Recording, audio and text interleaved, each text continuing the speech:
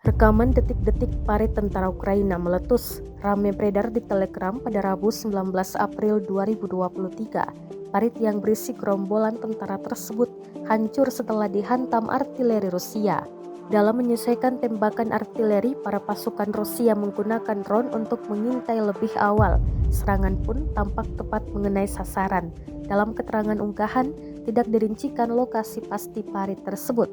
Diketahui, pasukan Ukraina secara teratur menerima serangan artileri dari militer Rusia.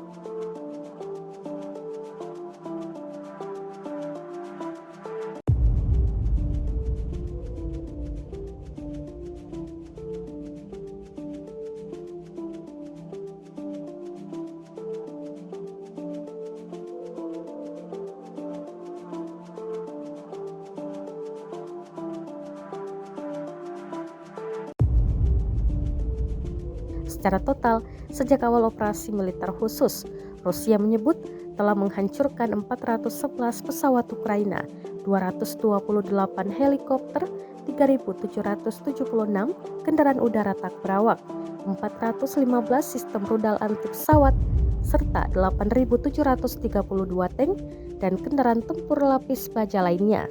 Sedangkan pihak militer Ukraina mengklaim telah mengeliminir 620 pasukan Rusia pada 19 April 2023, sehingga total 183.750 pasukan Rusia tewas sepanjang perang.